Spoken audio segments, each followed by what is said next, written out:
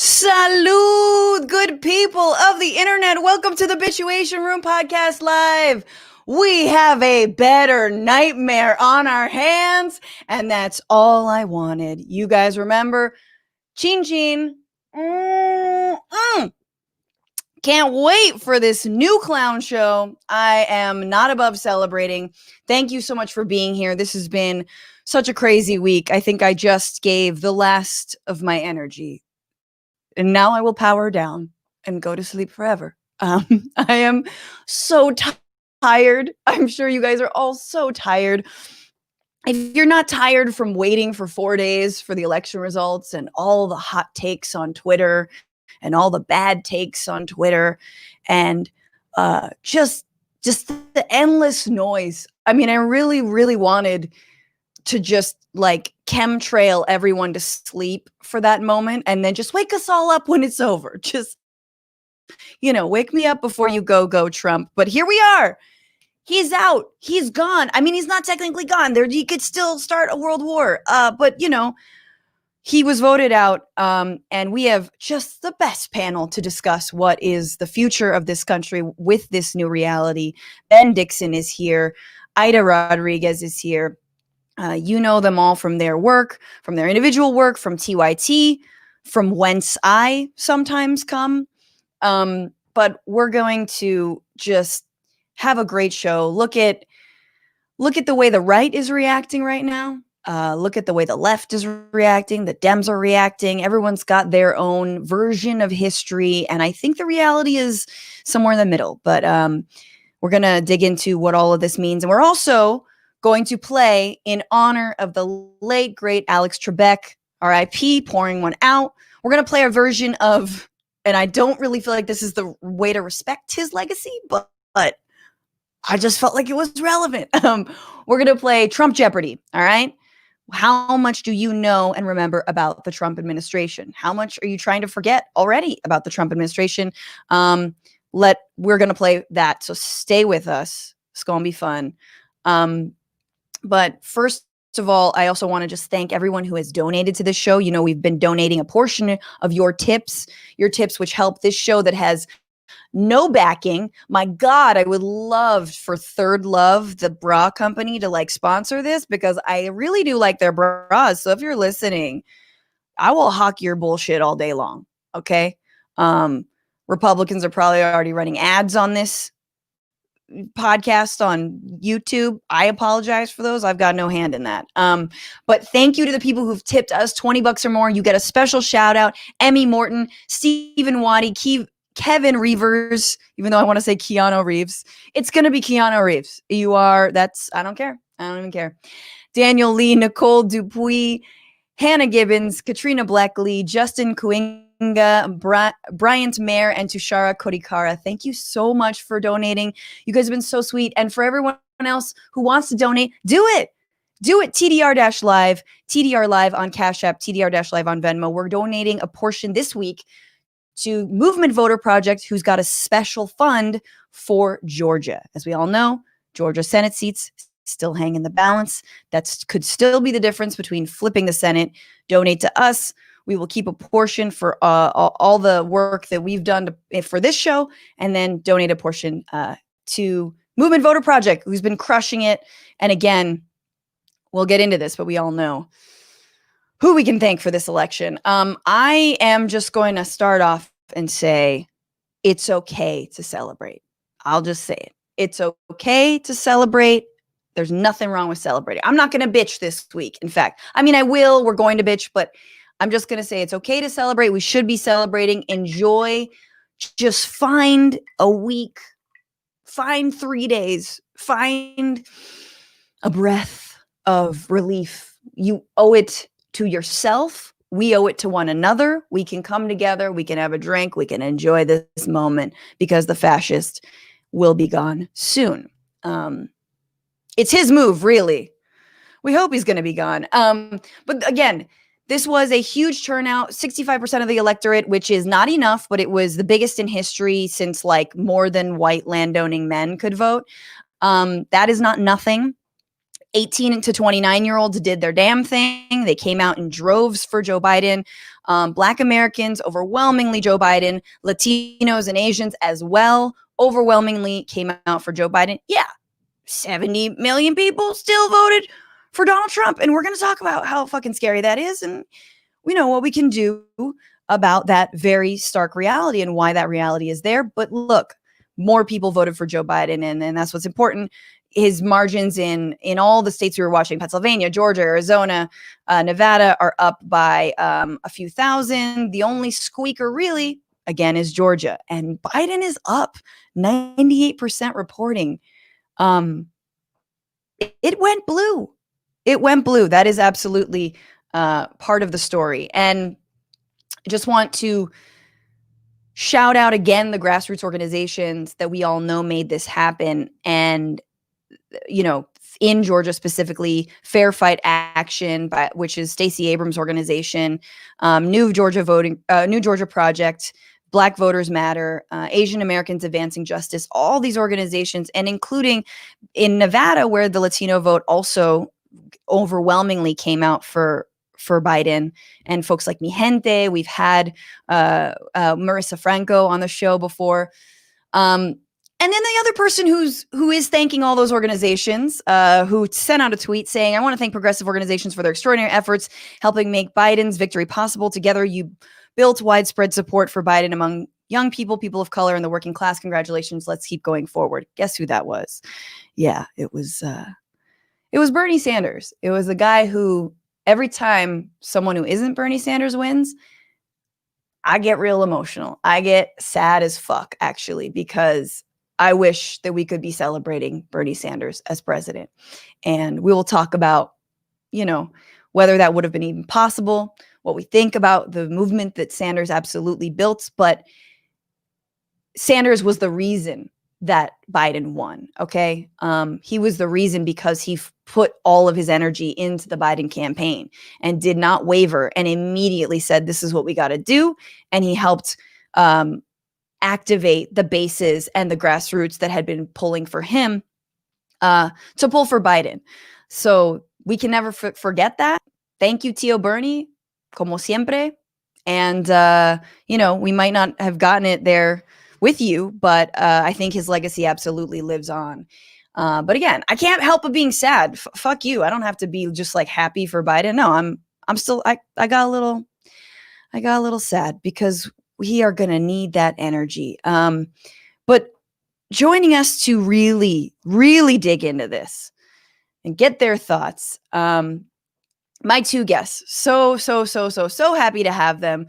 She's an actor, comedian, and frequent commentator on the Young Turks. Her podcast, Truth Serum, streams live on Twitter, Twitch, YouTube, and Facebook Fridays at 12 every Friday. Please welcome Aida Rodriguez. I'm sad too. Yeah, it's okay. It's okay to feel mixed emotions. Are you sad because you're just like, I'm done, peace, internet? I feel, listen, I'm sad and I have relief. We talked about this earlier today.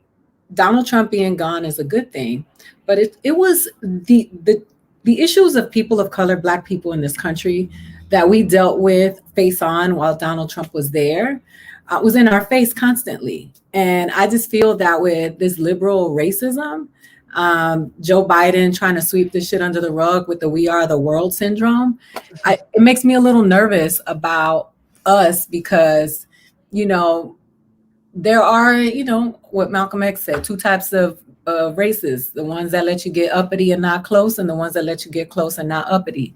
Right. And so I'm feeling like we have such a long way to go. But I am very relieved that the Lannisters are gone, and I can't wait for them to get their asses booted out of the White House. Yes. Dragged and hauled. It's a reasonable feeling, Aida, of course. And thank you so much for being here. And joining us as well, a writer, progressive journalist, editor-in-chief of Progressive Army, as well as the host and creator of The Benjamin Dixon Show, everyone's new favorite show. Please welcome Ben Dixon. Oh, hey. Oh, hi. You Cheers. Cheers. Cheers. You were just sitting there waiting for another stream to happen. I know. No, I was just, I was so glad to see that you lifted your glass, and I'm like, okay, whew, I can lift mine and drink during the show, and because it's that time of year, like we have come through the hardest part of this, and now we just have to let our livers recover from everything that we needed to survive it. So, thank you for having me on. Salute. Oh my God. Salute. Thank you for being here. I swear. I mean, I'm a terrible weed smoker, meaning I don't smoke it enough. Oh, okay. In my book, everyone should get high like 5 times a year, maybe like 3 to 5 times a year. And I'm terrible at it. I date someone who's sober, and I also just like, it's just too much work. But this is the first time I'm like, I could light up and feel release, just for a moment, just get an hour of so like. Let me just ask you real quick. I want to clarify. Did you say 3 or 5 times a year? I know. minimum. I mean, a week, like if you can roll with a week, like bless you, like more power to you. That's a lot for people who are like, no, I only, they live in sort of a very workaholic. Like, I feel like sometimes I'm just like, it's too much. Just fucking light it up, calm down, Some people can use it. Yeah. Oh my God. When no one's ever been high in their lives, and you're like, could you try? Could you just? I need you to get some practice in before you come smoke with me next time. That's what I need. It's important to give ourselves the right to party, and then also like not come into this administration with rose-colored glasses, right? I think a lot of people are comparing this moment to when Obama won. I mean, we're not nearly the excitement, but we don't want necessarily the Obama legacy. But I just want to get both of your top line reactions. Where were you on Tuesday night compared to now? And what do you feel like the story is for you out of this election, beyond what we know that it's Biden and Kamala, it's not enough, et cetera, but just sort of like within this smaller realm of thinking, how have you been feeling, Ben? So Tuesday night, I was grappling with the possibility that Donald Trump could win, and this deep-seated fury and anger and hatred that I had towards the Democratic Party in that moment, with the very likely possibility on Tuesday that Donald Trump could have won. When I woke up on Friday and Georgia was in play, I was like, okay, it was a little bit better for me. Or was it whatever morning it became evident that Georgia was in play? It's all a blur at this point. So I've gone back and forth in terms of what I feel, but what I know now on this side of it is that I'm glad it's done. I'm glad we got rid of Donald Trump, and now we need to get rid of the Democratic establishment. Mm-hmm. Word. Ida, one thing that was happening on Tuesday night was a big discussion because Florida results had come in about the Latino vote, and Trump winning a bigger share of the Latino vote, and Latino voters being sort of all lumped into a very conservative Cuban voter, Miami Cuban voter. And you have familiarity with that as someone who's from there. So what was your reaction to that discussion, and what are your thoughts on that? So, well, I mean, as all people of color in this country, we've always been presented as a monolith, right? So I think that the hardest part for people to understand in this country is the different needs amongst Latinx people within the spectrum of Latinidad, whereas people from Cuba who have a very serious and deep concern about communism and socialism, who have political asylum and could care less about immigration, versus people from Central and South America who immigration is a big deal for them. And then Puerto Ricans who are America's bitch because we are, we're a Commonwealth and we're the stepchild, right? We belong to America. They get to say that we're American, but when we're drowning in Hurricane Maria, they throw bounty at us.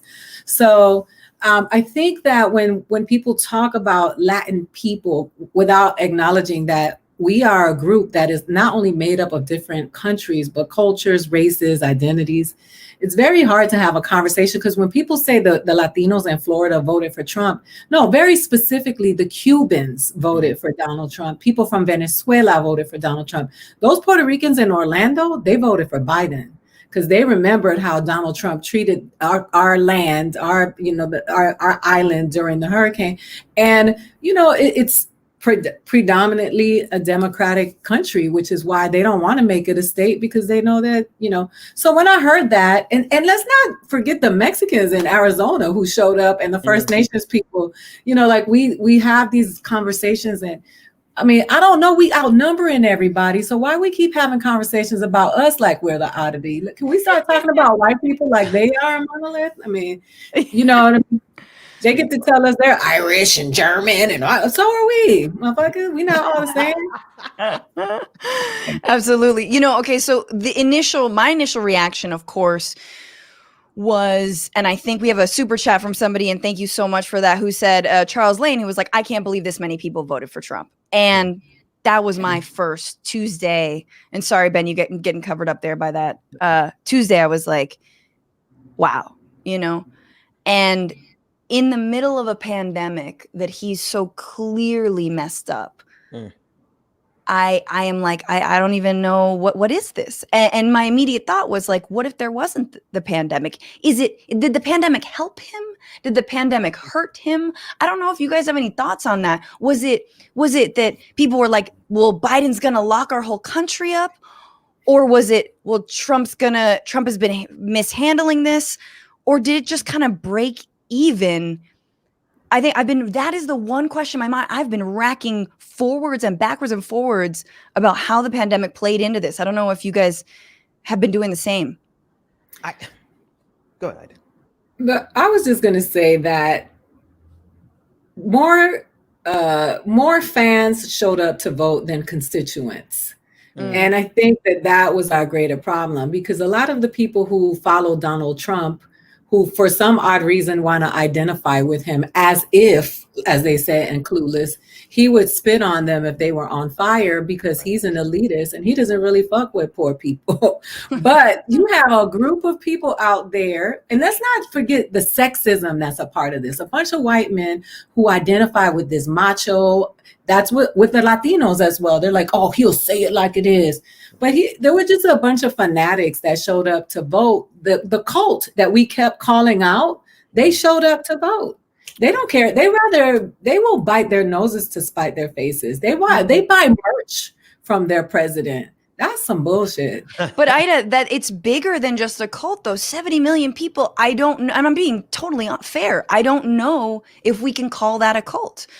No, no, it's called a sect. When the numbers get bigger, they're their own religion. But what I will say is that we like to say, a lot of people in this country like to say that they are not racist because they have a lot of Black friends, and it's become very cliche. But there are a lot of people who don't give a shit about us, and everything else was more important to them than our lives. Yeah. But what's funny, sorry, Ben, I just want to, and yet it's like, but everything else still sucked. Like, absolutely. You know what I mean? Anyway, Ben, what are your thoughts on that? No, I mean, I agree with both of you. I think their commitment, though, who was that? Adam Surer? I can never pronounce Adam's last name, from the Atlantic, when he wrote "The Cruelty is the Point." For so many of these people, the exact thing that we see as a problem in Donald Trump, they see as a virtue. What we see as a vice, they see as a virtue. And then to go extend it even further, there are a lot of people. I mean, that's a lot of people committed to white supremacy. Mm-hmm. That's a lot of people committed. I mean, they're committed to the death. Like, they're going to these rallies. They estimated 700 people died because of the super spreader rallies that Donald Trump was having, 30,000 infected with COVID-19. Like, that's a hell of a lot of commitment. And so I think it is a combination, right? Or can we say that it's all a cult? I'm going to give it Aida here. I'm going to say it's a sect, right? There's an entire movement of people here. I think there's a cult of personality at play.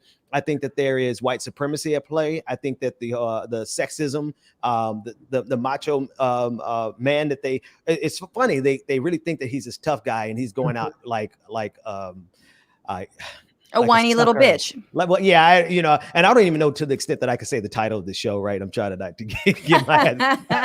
but Donald Trump really is going out like a child. like a spoiled, petulant child. And if this is who they think is a real man, then, that's the problem is that they're looking for that in the first place. So just take a look at everything that we stand against.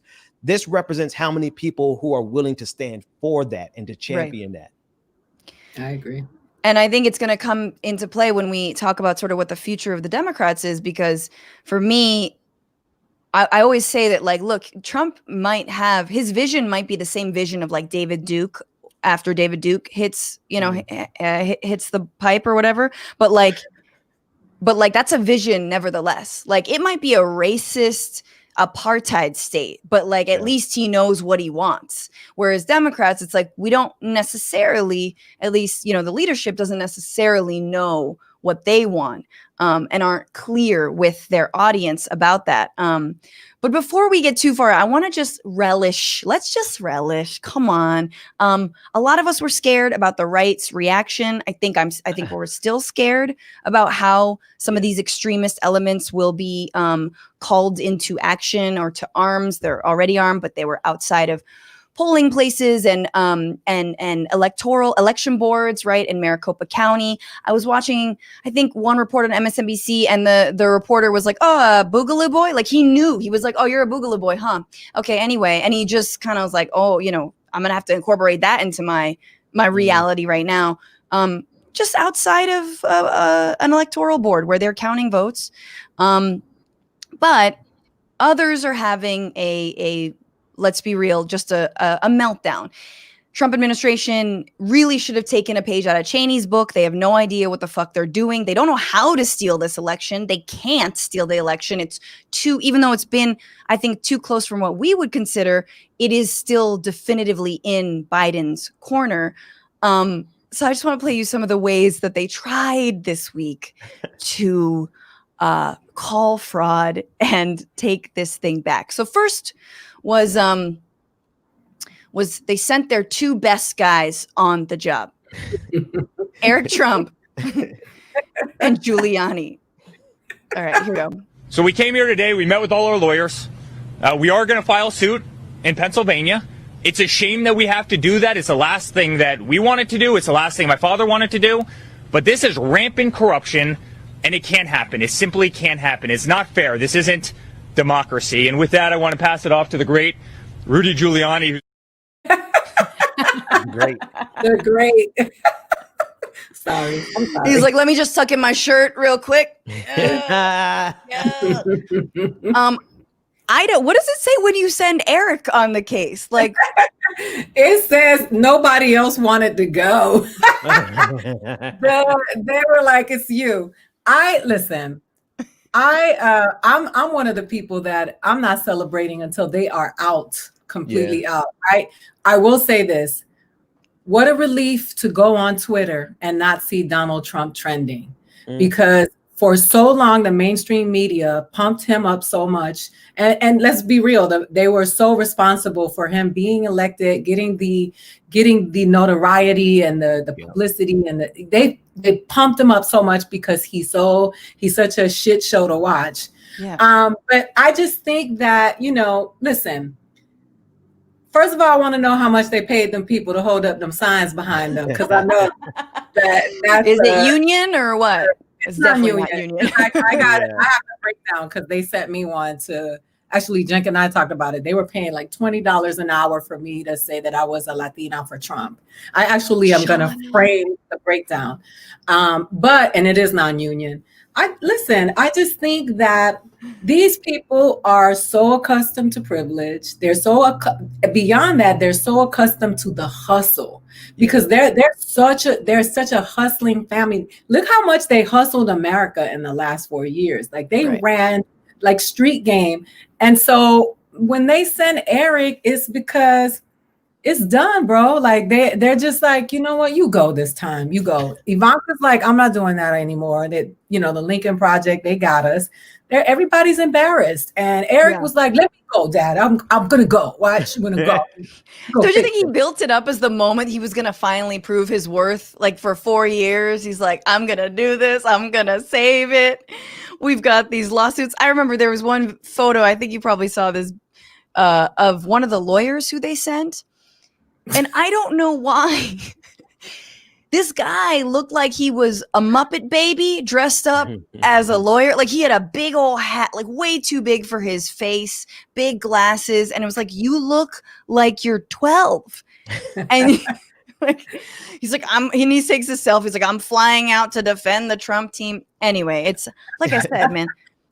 Even Trump Bush, said, "Give me Doogie Howser." Oh, he's a doctor. He's not a lawyer. even Bush picked Florida. Just pick a state. Do the shenanigans in one state. Yeah. But I will say, okay, this is the real thing, and not the real thing, but let's just appreciate that the last press conference that was held in the Trump administration's name was held at the Four Seasons landscaping company. And the story goes, apparently, and the New York Times has reported, but this is only as good as a source that the New York Times has, which is probably the Trump campaign. The intention was always to have a press conference at the Four Seasons landscaping company in sort of the middle of random Philadelphia, between a crematorium and a porn shop, like a adult film shop, and that they were going to have it there. And I was like, how? Because Trump sends out a tweet, we're going to be at the Four Seasons. Well, he's wrong about that. So he sends out a new tweet. No. It's a Four Seasons landscaping company. And I got a disagreement with Matt, my boyfriend, about this, whether did they mess up and say, did they mess up, right? Someone booked it for the Four Seasons and randomly just Googled the Four Seasons and it happened to be this landscaping company. The dude on the phone was like, okay, we'll take your money, and then did it. Or did Trump tweet it and then they were like, oh shit, the president just said Four Seasons. We got to book something that's the Four Seasons. And they couldn't get the actual Four Seasons. What happened there? And let me just play. I just want to, before I think of your answer, I'm going to ask you both, but I just want to play this one little clip from that press conference. Because they don't decide the election. The call for Joe Biden isn't. Who was it called by? Oh my goodness, all the networks. Wow. All the networks. Jesus Christ. Wow.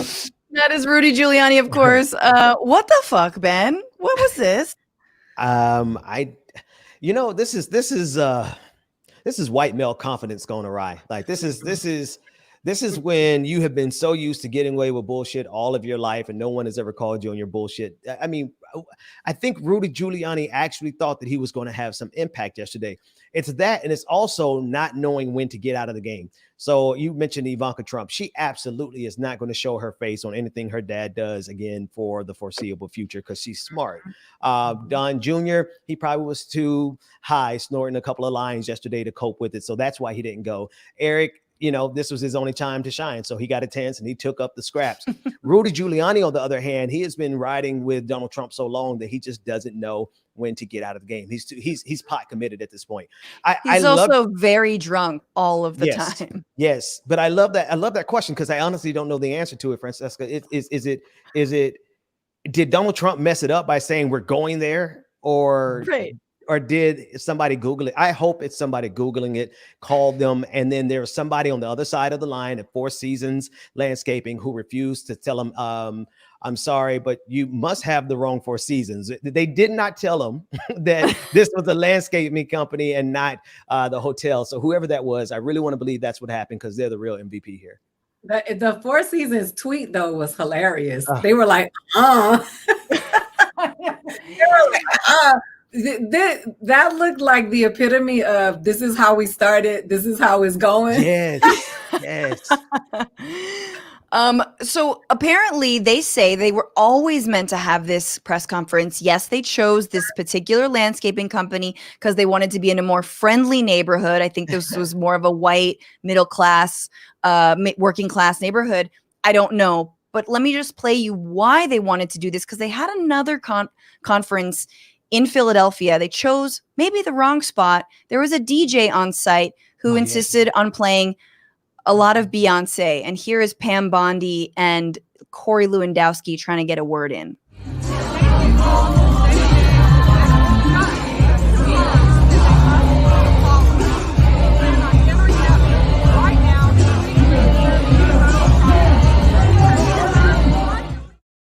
Hey, hey. We're all bopping for real, right? Each other. That's why I love my people. It is so good. Like, yes, of course, with the actual audio, you can hear what they're saying, but still you hear Beyonce in the background. Corey gets on the mic and he's just bellowing. So they didn't want a repeat of that. So Four Seasons Landscaping Company. It looked like a scene from Shameless. It was like, I was like, y'all at a shipyard? My God. But it's so on the nose, right? Like if you think about somebody writing the story of 2016 to 2020, I don't think we could get away with that in a writer's room to say, okay, so this is how it's going to end. They're going to be so incompetent and so arrogant that they're going to think they're going to the Four Seasons, but they're going to end up at a not a pawn shop, it's but Veep. It is Veep. It's just exactly. It's that extreme. Oh my God. I mean, obviously Corey Lewandowski, but this is, so I think this is, look, this seems like random dunking. It's not, because this is very relevant to the future. Trump administration is dumb. It's full of idiot flunk out fail sons who don't know how to get this done. I'm not referencing Cheney for no reason. Cheney and Bush were smart fascists, okay? They started 2+ wars. They're smart as hell. They got away with it. Pfft. Bush has like been resuscitated for all intents and purposes. Like they're fine. So this is the thing when it comes to the ball being back in the Democrats' court. We know it's, I mean, if you can't win against these fools, you're the idiot. But how do we prevent a future fascist who is smart from taking control, right? And we know that our Americans, this country, is susceptible, is ripe for a strong man because we don't get enough done in politics as usual, right? And so to that end, as I think someone in the comments mentioned, DSA candidates across the country won. Democratic Socialists of America, the candidates that they backed and came out for won. Every candidate who was for Medicare for all in the House was reelected. And a lot of the incumbents who were elected in 2018 who did not endorse Medicare for all, for whatever reason, were not reelected. They lost their seat to Republicans. Nancy Pelosi has said she's not ready to blame the left, unlike other people in the DCCC. She's not saying that it was the leftists or whatever, because actually the proof isn't there that it was left ideology that made the Democrats lose their seats.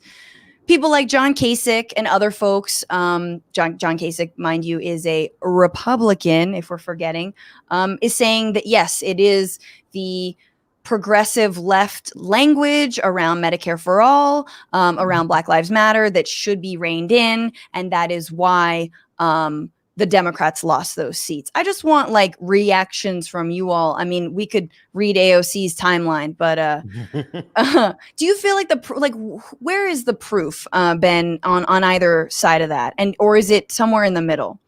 Well, no, they're wrong, and I think Nancy Pelosi, if she wasn't as sharp, like she's a power player for a reason. She knows what time it is. She knows that she can't really afford to go up. See, Jim Clyburn is just overconfident. He thinks he can run up against the left and actually survive it. Like this isn't 2008, my dude. Like you don't have as much. You have a powerful position, but you don't have the collective power that AOC has and the squad has and the organizations that are around them, the institutions that are around them, their fundraising capacity.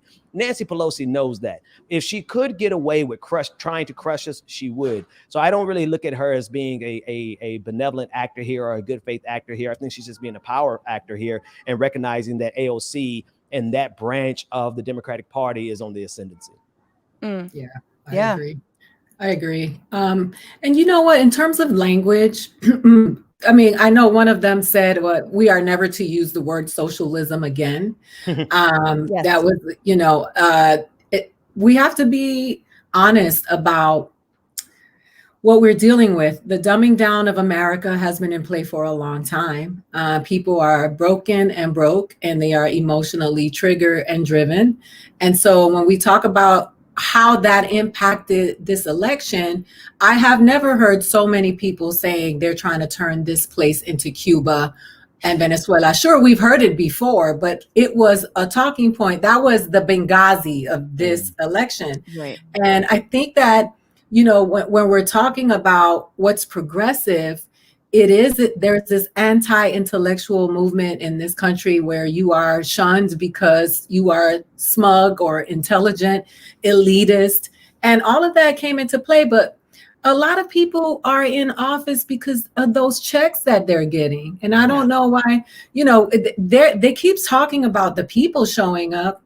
Uber and Lyft wrote legislation. Yes. You know what I'm saying? And it's just that infection that we've been dealing with and that those of us hate is real. And so when we have these conversations, are we going to shy away from keeping it 100, all the way 100, and say, well, let's just be real about how much money was pumped into these candidates that were able to win?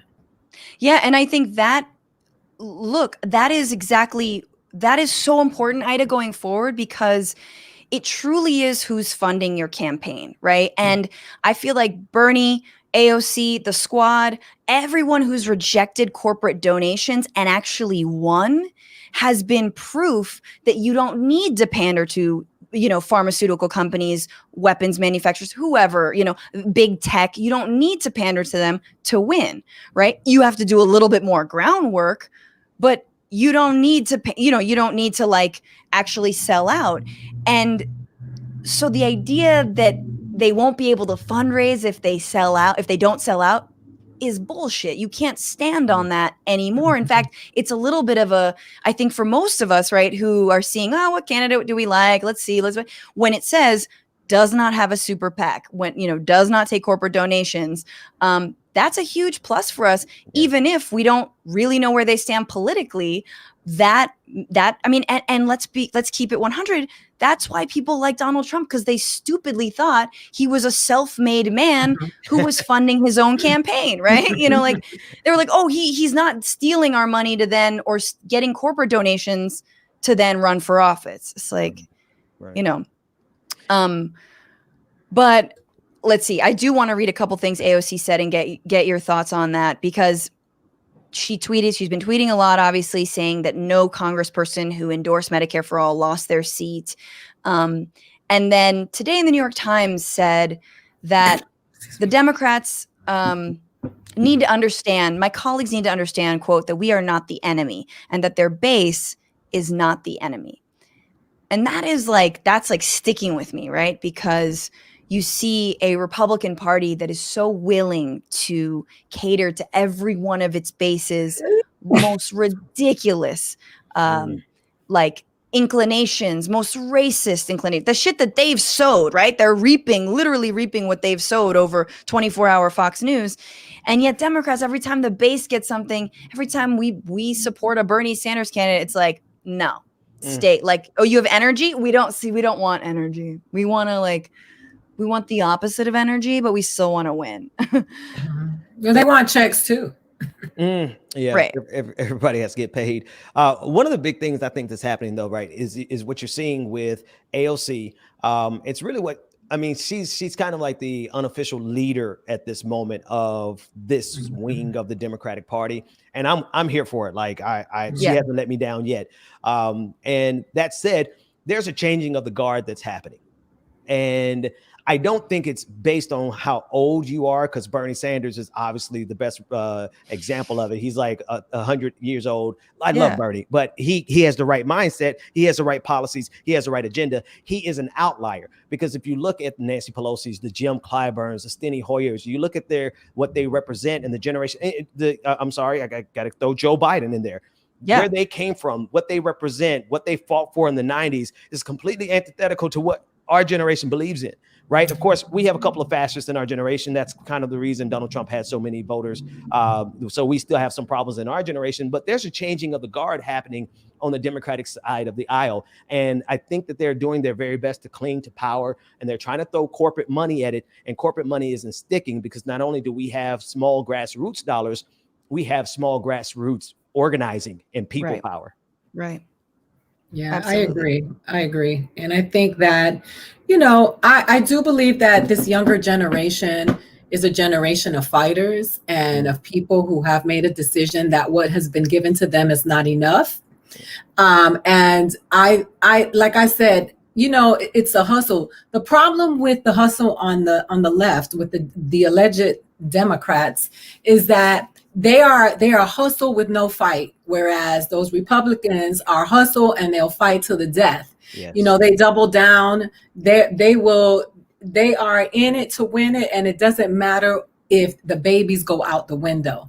Whereas the Democrats will, we have this attitude of morality that is false. It doesn't even exist, because it's a morality that only exists in the minds of these people who we know are negotiable and have been corrupt and have also been so toxic for the people of this country.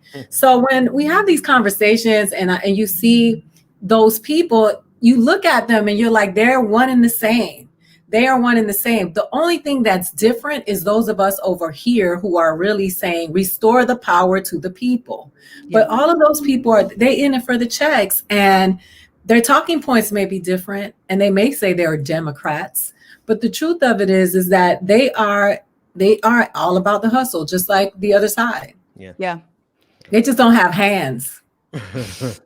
Yeah, they're just I mean, and I think that's the thing with Bernie, that even someone like Warren Buffett I remember this quote where he was like, look, I don't agree with Bernie, but you have to say he really believes in his message. Yeah. And you can't say that about Pelosi.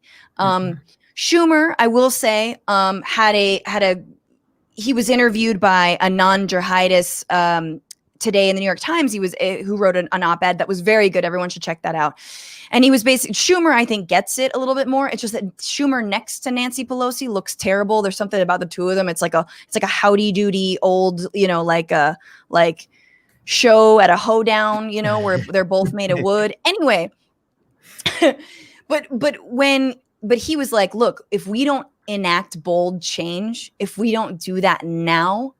And he was like, explicitly, this is not about Obamacare change. We need to rapidly and quickly and boldly get change. We're going to have something worse than Trump.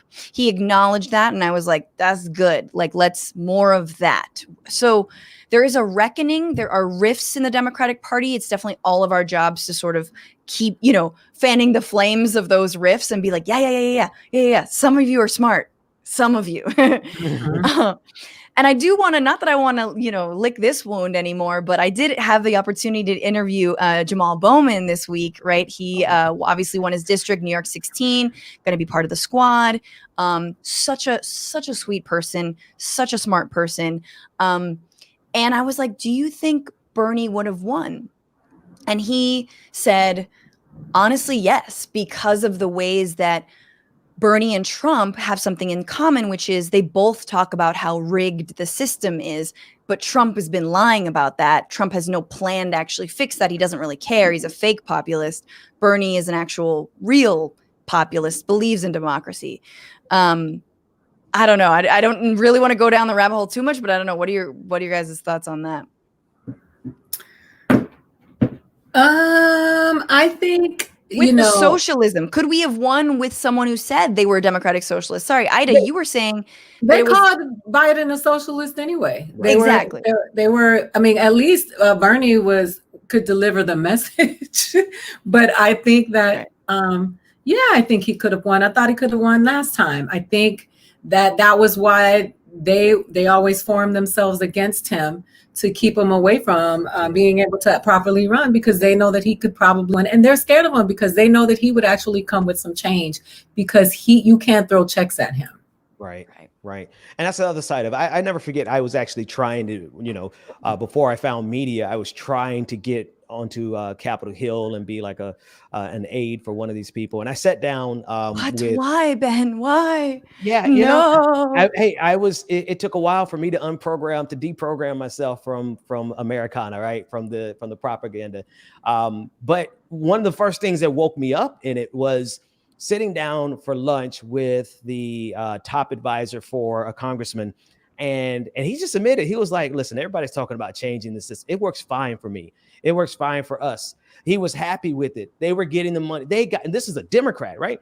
They're getting everything that they want. It works for them. The system is not broken for them. The system works just fine for them. That's right. And if we have that type of mentality in the ranks of the Democratic Party, working people never stood a chance. And Right. working people are not stupid. There's a reason we can't get, like 65% is like the highest turnout that we've seen in 100 years. That's because everybody looks and says this system is rigged. There's literally no point for a lot of people to go vote because they know it's going to be just as bad for them. If you are working class in this country, chances are you're not going to see a significant material change between Donald Trump and Joe Biden for your material benefit. That's been the truth. And if Bernie Sanders would have told them something different because he actually believes it, the people would have believed it too. So I think Bernie absolutely could have won. And I think going forward, they may have been able to stop Bernie, but they won't be able to stop us.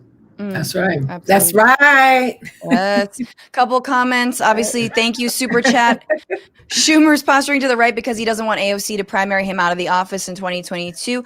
I agree with you, but I think he's posturing to the left more because he doesn't want to get primaried. So maybe that's why he gave, such a good interview today and was like, we got to be bold, right? Bold. And let's see. I wanted to ask because there was a moment that stood out for me from Biden's victory speech, and then just get your thoughts on this this rift we constantly talk about, the ways that we constantly talk about Black voters, white voters, working class voters, which it may be code for white voters, isn't code, blah blah blah blah blah. And let me play this for you. I'm proud of the coalition we put together, the broadest and most diverse coalition in history. Democrats, Republicans, independents, progressives, moderates, conservatives, young, old, urban, suburban, rural, gay, straight, transgender, white, Latino, Asian, Native American. I mean it, especially those moments, and especially those moments when this campaign was at its lowest ebb. The African-American community stood up again for me. You've always had my back, and I'll have yours. We shall see. And I will have yours. We'll see. Yeah. We'll see. I mean, does he, is he going to decriminalize marijuana and expunge all those sentences that he helped contribute to? Listen, I don't know how much time I'm going to give him to actually enact policy.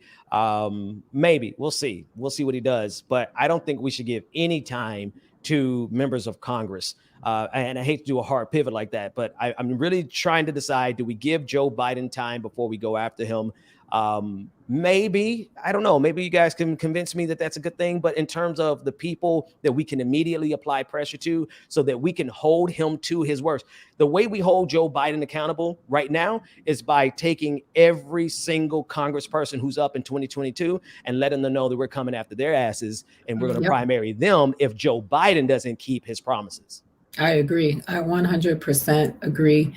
And in terms of the, it reminds me of what he said on the Breakfast Club, because I had Charlemagne did my podcast right after Joe said, "You ain't black if you don't vote for me," and then Charlemagne was like, "He Karen'd me," but I just thought about that when he said the African American community showed up for me again, and I think that being a person who identifies Black and within the Latino spectrum, I think that when you think about Black American people in this country, that ain't nothing new. They've been showing up for such a long time, from the you know, I mean, from breastfeeding your babies to building these structures so to say something like that, I think sometimes for me feels a bit offensive, because it's like, it's tokenizing Black Americans in a way.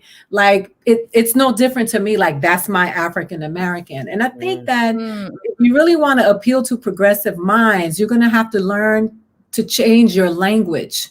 And because with language comes mindset, right? And I just thought when I heard that, it just made me cringe, because they're trying to do the "we are the world" thing, like we all came together, y'all. But it was like we were just all desperate because we wanted to get Nutso 45 out of there. That was it. It wasn't our love for you. We hated him more than we love you, and you need to know that. And I mean, I think to the reaction some people like Jim Clyburn are having to, you know, certain slogans to defund the police, which is not the overwhelming slogan. The overwhelming slogan is Black Lives Matter. But it turns out that actually voter registration was up for Republicans until the massive outpouring of support for Black Lives Matter in the wake of George Floyd's murder. Right. Like, that then, only then was there a swell for voters who registered. So remember when everyone was mad, and then there was the like, well, if you're mad, you should vote. Well, guess what, motherfucker? They did vote. They also protested, as everyone should has, as we should have been on the streets. But that movement, that's the story of the year. I know we think it's coronavirus. I know we think it's the election, but the story of the people of the year is the Black Lives Matter movement. There's no other way to cut it. We've never seen something like that in our lifetimes.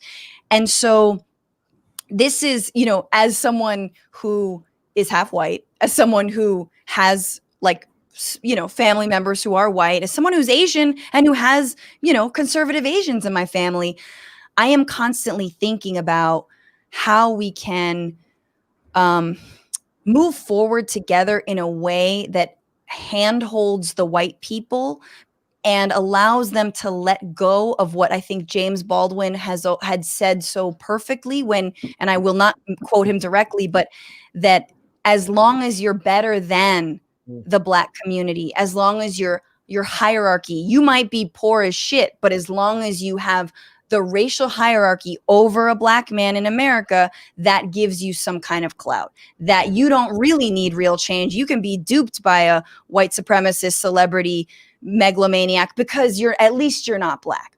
And so, you know, I'm not really concerned about the Black Americans who voted for Trump, because why the fuck should I? I mean, like, that's not my place. I don't like, but when Republicans are using the fact that Democrats have so openly not delivered for the Black community and not delivered for real structural change for working Americans, that's a red flag. That is such a red flag for us. So anyway, I mean, I'm constantly like, I do think that if you don't call it socialism, call it actual economic, like an economic vision, a new deal. But we need something that puts us in the same boat, because we know that disproportionately it's going to be the Black and brown communities that have been most affected and actually have been left out of all the ways that social programs have benefited people in the past. It was like, oh yeah, we'll help the poor whites. I would say that we're going to keep calling it socialism, and we're going to keep pressing that Overton window. We have to, because it requires a level of, it requires a conversation that I forgot which one of you mentioned that it's like the dumbing down of America, and it's the way that they keep not scapegoating but swift boating America from getting anything for ourselves and leaving everything for socialism for the rich, right? Rugged individualism for us. Yes. And to that James Baldwin quote that you mentioned, that is the reality that Donald Trump capitalized on. I think it was the Cambridge debate with William F. Buckley, and he was talking about the Western Union lady, and how he'll go to the Western Union lady, and because of his stature, he's obviously in a better financial position materially than that white woman at the Western Union counter. But so long as that white woman at the Western Union counter has the thinking that she is in a better, that she's white, at least she's white, then she will never see that she needs something done for herself to actually get her own liberation. And so I think we have to hit it head on. I think we have to hit the white supremacy head on with a sledgehammer, and we have to hit this fear of socialism on head on with the sledgehammer. I'll leave it to the politicians like AOC to decide, and the squad, they can negotiate whatever they want to call it. But for those of us in the streets, we need to keep hammering white supremacy with and one last thing to Jim Clyburn talking about defund the police. That was the negotiation chant. The real thing people were saying abolish the police. Defunding the police is the negotiation. So they need to understand that where we really are on this thing. Yeah, they keep and it's true. We're dealing with. So as long as white people think that just them being white is better than being a person of color or a black person in this country, then they will continue to be mediocre because they have nothing else that's enough to aspire to. And that's what Donald Trump was the symbol of. He was the symbol of white mediocrity. And so his continuous push, I mean, he got motherfuckers who can't read believing that they can be Jeff Bezos, right? Because that's the American dream, because the toxic capitalism in this country is delusional. They have people believing that they too can be that because he fed them the malarkey. He was like, yo, I did it. You can do it too. But I'm with Ben. I'm like, I'm not backing down anymore.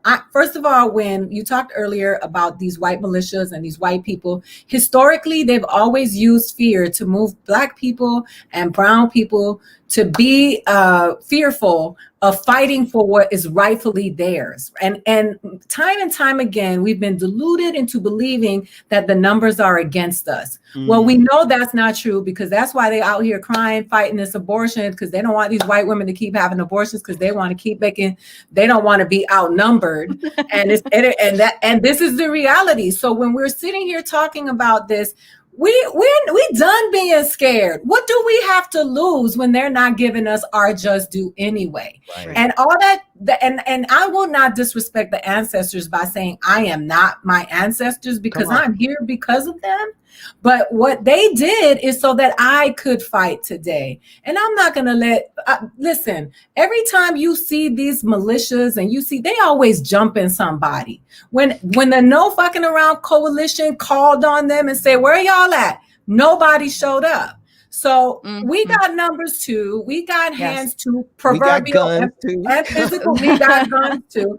And so I just think that at this point, Americans need to say, you know what? What do we have to lose? Yeah. What do we have to lose? I wanted to bring up a comment. I did bring up a comment, but then I lost it because that's how this is. But I think her name was April F.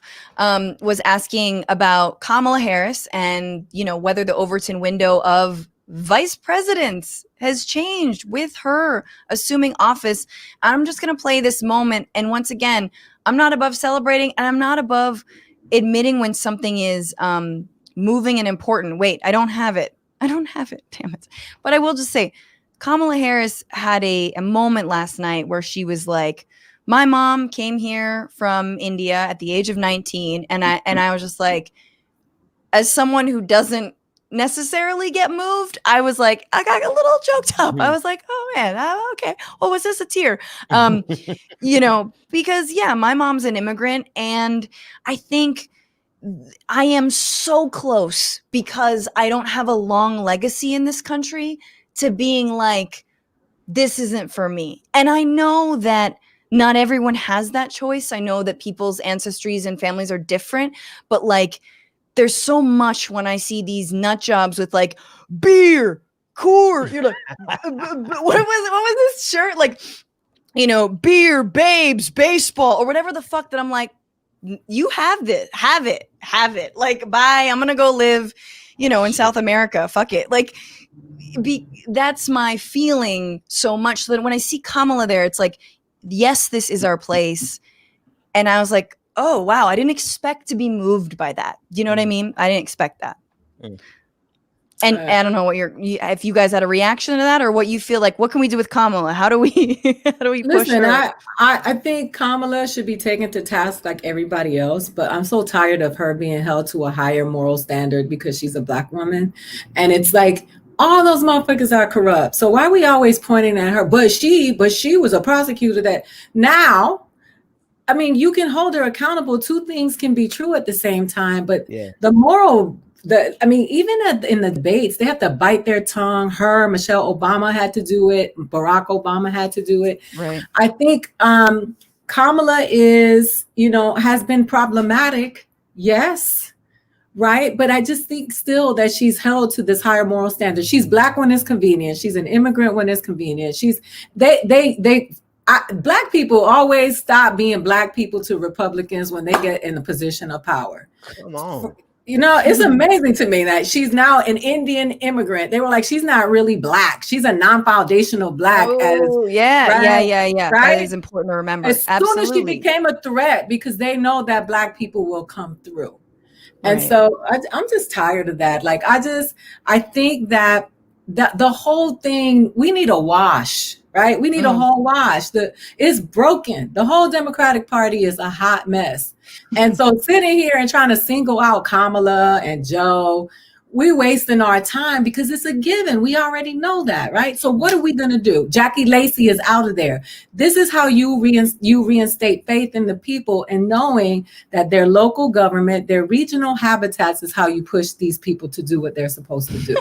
I love how humans are just like we're back to being like animals, or like their regional habitat. Did you watch these people? Of the human. I'd have literally nothing more to add to what you said. But can I just say, there's nothing doper than when a Black woman gets fed up and is letting it rip. I just keep talking. I love it. And that's what I wanted from her in the debate, because they hit her. Did you notice that they just put her in the basement the last couple of weeks? You haven't seen Kamala. She was supposed to introduce him, right, for the speech the night before. They just did away with her. They just hit her because the sexism in this country is so bad, and it's disgusting. And now you got the intersectionality of Black and woman.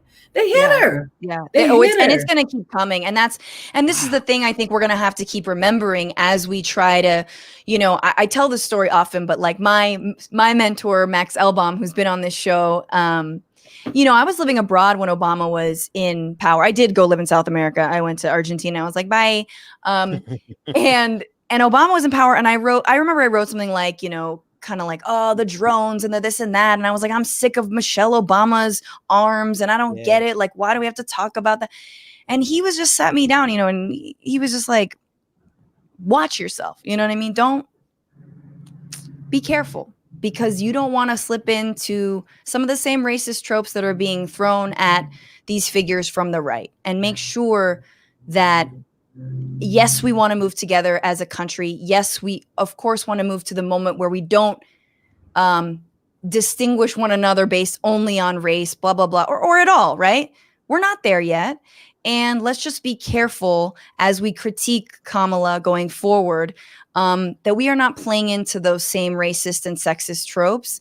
And it's going to be a dance. It's going to be a line. And I just want to urge anyone, all of us on the left, to kind of know how to walk that line and be sensitive to the racism she will face and the sexism she will face. Can I just say thank you to both of you for framing it the way that you framed it? Because it has been I have been trying to figure out what bothers me about, what is it about the left that irritates me?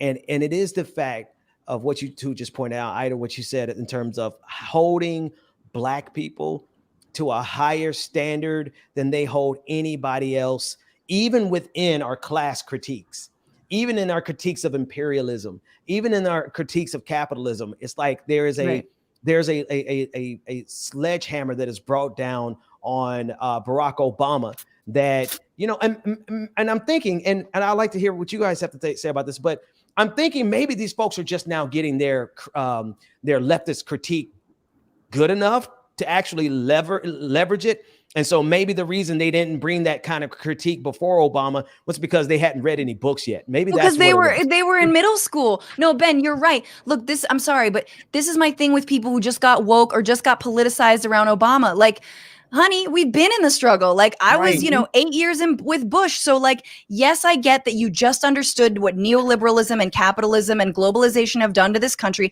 I get that the president you came into your politicization under was Obama, but like just situate yourself in the long arc of social justice and struggles in this country.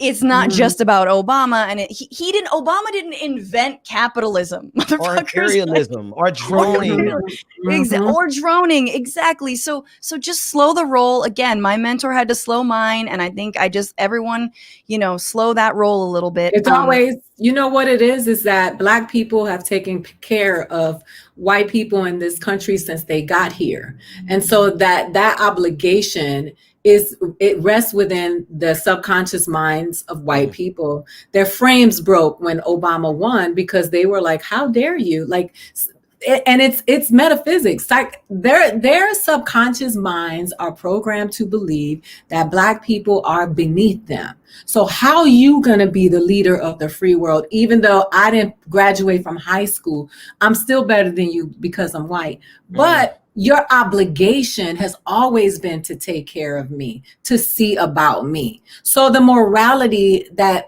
Black people are held to, and in this country, people of color in general, is always because you gave us these rules of this religion and we actually followed them. But those are the rules that you gave us so you could control us. So it's always a checking, if you will, of you stepping out of place, because why did you take your titty out of my mouth? You're supposed to feed me forever. Can I just say, it drives me crazy, man. It's when Trayvon Martin was lynched and Obama spoke. They lost their goddamn minds. Man, did you see it? I mean, you saw it. They did. And they did. And then they knew, and then they castrated him into this box where we always got to be held to a higher standard about what are they going to say about us. Man, fuck all that. They're going to say what they're going to say about us. They've been saying about us since the beginning of time. It is time for us to do us. We always were, and you got to consider the source. I hope that Biden channels the rage that Obama was never allowed to channel because he's a Black man. Exactly. No, that's exactly right. Right. So there's a lot of stuff that Joe Biden can get away with that Barack Obama couldn't dream about getting away with. I hope Joe goes one step further, and I actually hope that he lets Kamala be the Black woman that she is. Right. Yes. Because everybody's like, Black women are always tiptoeing around because they have to, not because they want to, around their anger. Right. Yeah. But the most righteous indignation, the most authentic anger in this country comes from Black women. And so if they just let Kamala be Kamala, then we might actually see some shit change in this country. But look at the criticisms that I hear from the left. Some of the criticisms that I hear from the left was like they didn't like her attitude in the debate. Well, what the fuck? What are we going to let her be angry? Because if she's angry, we might actually get some shit done. I agree. And she has a right to be angry. And that's the other thing. Women, and Black women in particular, are always being policed in their rage, in their reactions. It is, and that's just that's a form of racism. Yeah. She should have been like, Joe Biden called Donald Trump a clown and told him to shut up. Yes. And they celebrated him around the world. And then she was like, excuse me. And not even very well. No. Shut up, man. He was whispering, right? But she was like, excuse me, I'm speaking. And they're like, wait a minute. Slow down. Yeah. No, and we have to move on. Oh my God, this is such a good conversation. But can I just say, in the same hierarchy of how we get triggered by depending on who's talking and who's interrupting, Bernie Sanders raising his hand one time to interrupt Hillary Clinton one time, and then everyone, and by everyone I mean liberal white feminists online freaking out that Bernie Sanders was sexist. Oh, how could you do that? Oh, yeah. Like just that kind of disingenuous shit. And dare I even say Warren's attempt to call Bernie Sanders sexist, like that disingenuous shit drives me nuts. And it's not real. And it's like, why are we always going out of our way to be like, oh, where's the white woman feeling on this? Is she okay? It's like, no, she can handle herself, and you should stop policing black women and their anger, and you should stop policing black men and their anger. Okay, let's just even this shit out a little bit. Anyway, we're moving on to our final segment. Very, very lightning round, y'all. This is a test of your knowledge. Okay. And an homage or homage to Alex Trebek, who died of cancer today. So sad. If you want to just remember what it feels like to to feel horny again, just look at young pictures of Alex Trebek. He is. Yes. I'm going to Google it right now. Just the big mustache and the mane and just like the brown suits, like the burgundy. It's just very, very good looking. He's just bringing it. Okay, Alex. Hey, he hit you with the okay, Alex. That's approval. All right, fam. All right. Once again, this is not necessarily honoring his legacy, but I do want to play a little round of Trump Jeopardy.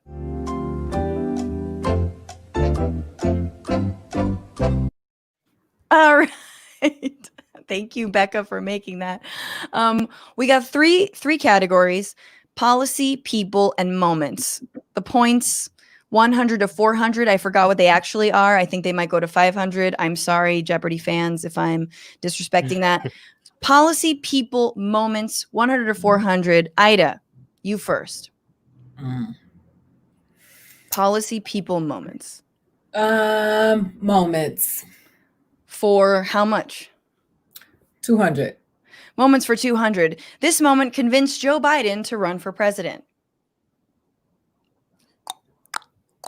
What the moment that convinced Joe Biden to run for president was, I don't know. Okay. Ben, you want to pick that up? Was it the Charlottesville when he said, what is there good people on both sides? People on both sides. What is the very good ding ding ding ding ding? Well, okay, Ben, that means you're up on this. What are the categories again? It is policy, people, and moments. People for the top value, whatever. People for 400, or people for 400. He got his job off of LinkedIn with the Trump administration after contacting a White House official, and was the reason we know the Trump campaign knew of the WikiLeaks DNC email dump and hack, because he drunkenly told an Australian diplomat about it. Oh, I give up on that already. I'm sorry. I have no idea. That was really long. Aida, do you have an answer to that one? I do not. Okay, I'm going to wait to see if all right, if anyone else in the comments can get this, but I'm going to move on. Aida, you pick who's next. Policy, people, moments, 100 to 400. Policy. How many points? Not that 200. 200. This added to the national debt, but you won't hear Republicans complain about it. This is a Trump policy. This added to the national debt enormously, but you won't hear Republicans complain about it. My bad. What is Mar-a-Lago maintenance? That's a better answer. It is not the correct answer, unfortunately. It should be. Ben? I know this one. No. It's got to be the 2017 tax bill. Yes. Ding, ding, ding, ding, ding. I need a sound. It's just going to be me going ding, ding. Ding. Y'all don't understand that I am over Donald Trump. I'm over it. Like, I don't want to talk about him. I'm exhausted. The person with the fewest points wins, Aida. So that's actually, that would be me. I need a win in life. Okay, Ben, we're going to keep going because I think we're having fun. Yes. I think we're having fun / like this is where, you know, we exercise all of these moments. Well, All right. well, we've been going long enough for my Grandma Ye to kick in. So this is the good part of the show. Oh my God. Let me get policy. Yes, policy. Policy for 300. Policy for 300. Trump's final plan for coronavirus was to allow millions of us to die. What is Yes. what is herd immunity? Ding, ding, ding. Yes. Woo! What is that? I know that one. All right. I just told somebody that today, and we were laughing about it. Keep, For Mac Ryan, huh? keep going, Ben.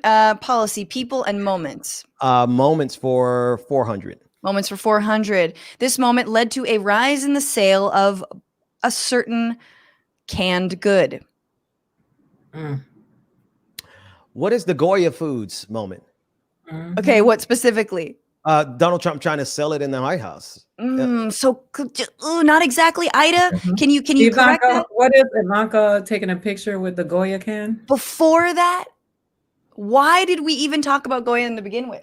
Oh, it was the press conference. The Goya, the owner of the Goya press conference. Ding, ding, ding, ding, ding. He endorsed Trump. He was like, I loved, Ida. But he's Spanish. Dude, can I just say that he's from Spain? He's our colonizer. He's not Latino. Come on, he's a white man who's European who speaks Spanish. He's not one of us. Motherfucker. Of course.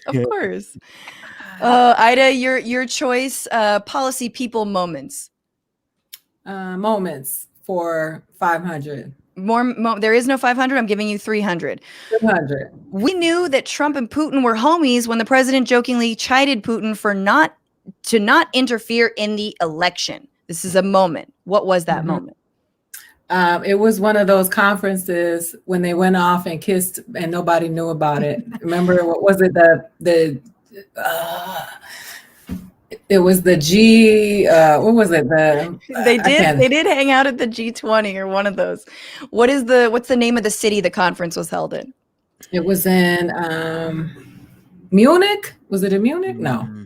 Ben, you want to take this? It's on the tip of my tongue. I can't think of it either. It was in. It's a great name. It's like a name of a city in a movie. You want to name your child after this city? Mm-hmm. Let's see if anyone has got that city. Oh, here we go. Wild Mustang. Helsinki. Yes. Wild Mustang gets 300 points. Ida, keep going for moments, people, and policy. We've got policy for 100, policy for 400, people 1 to 300, moments for 100. Moments for 100. Moments seem to be the funniest. Okay. I appreciate that you're considering the comedic aspect of this podcast, which I threw out completely. Oh, I needed it. Trump announced Mexicans were rapists at this event. Oh, it was his. What is his? What's the nomination? With I can't. I'm sorry. That was on the escalator. It was the escalator event. That's good enough for me. It was his campaign announcement. The campaign announcement. There we go. Yay. Okay. All right. Ben, I don't think you understand. Like you checked out. You said, fuck this. Ben, people, policy, 100, 400, people, 1 to 300. Let's do this. Let's finish this up. 5 more questions. Policy for 100. Policy for 100. This was supposed to be paid for by another country. Oh, building the wall. What is building the wall? Very good. Keep it going. The next one for 100. The next one is 400, actually. You want people or policy? People. People. He chewed packs of Big Red gum before taking questions from the media. Okay, no, I have no idea who this is. He chewed big pack. Ida, you know that? Do you know the answer to this? Oh, no, we lost Ida for a second. Okay. Here we go. Rob V2. Who is Sean Spicer? Absolutely. Rob V, you don't get that point because you didn't say who is. All right, maybe Ida will come back in a little bit. I'm gonna give you 400 policy. This was policy for 400. This was supposed to fix NAFTA. What is Trump's version of NAFTA? That's all I got. It's very good. The MCAA is what it was. Okay. I don't know what the MCAA stands for. I don't even want to know what the MCAA stands for. All right, we're going to just finish this up. Finally, 2 last questions. She was shamed for eating at a Mexican restaurant after her policies led to the horrible treatment of immigrants. Do you remember her? Do you remember? I remember her, and she has a name. It's a difficult name for me to pronounce. But yeah, I know of her, but I can't think of her name. We have an almost answer over here.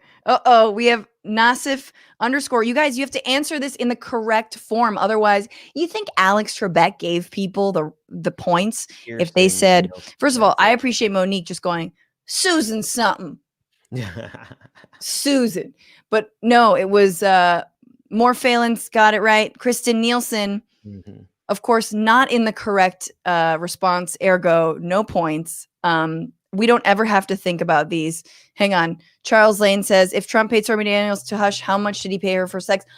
Oh, such a good question. What is a couple drinks? Sadly, only a couple drinks. You guys, that has been our show. We have lost Aida Rodriguez so sadly. I think she was like, I do not want to be triggered by these memories anymore. So I'm gonna leave. I'm so glad the Grand Marnier is kicking in. Ben, where can people see you, follow you, watch you? They can find me on YouTube and the Benjamin Dixon Show, and they can find me on Twitter at Benjamin P. Dixon, and they can download the podcast anywhere you download podcasts. Ben, are you streaming every day? Are you recording every day? I'm damn near streaming every hour. I got to get this together. Like, I'll see what my schedule is now that we're out of the election. But yeah, every day, every evening around 9 p.m. Monday through Friday. It's so funny if you watch Ben's show, he's moved into his living room now because he's just like, listen, family, I'm going to take over your entire life. And you know what it is though, I'm having to just whatever my wife wants now, like whatever you want, you can have. If you see it, you can grab. I feel like you can have whatever you like because I needed to get out of my office and I just could not. I cannot stand the. I don't know. It's just the life is too serious right now to take my show seriously. Absolutely. Well, I'm so glad to have you on, and this was one of the more serious shows. But come back on and be well. I got to have you on sometime. Oh my God. Encantada. Anytime. So happy. All right. Take good care of yourself. And thank you all for being here and take good care of yourselves. Remember to rate this podcast. If you're listening as a podcast, give us 5 stars on iTunes. That really, really helps. It makes me full of happiness and gratitude. Thank you for your tips. TBR-Live, TBR Live on Venmo. This is a scrappy ass little production and every little bit helps. And of course, we're donating to Movement Voter Project that is just going to be activating and mobilizing for January and those runoffs. Senate runoffs, John Ossoff versus Perdue, and Reverend Warnock versus Dirty Barbie, Kelly Loeffler. So hell yeah. Thank you for those tips in advance. And you voted. We voted. We got through this. We're fucking here. And remember that we need to participate in our democracy because the other side is losing their goddamn minds. And I am here for it, just like this televangelist. The media said what? The media said Joe Biden's president. Ha ha ha ha ha ha ha ha ha ha ha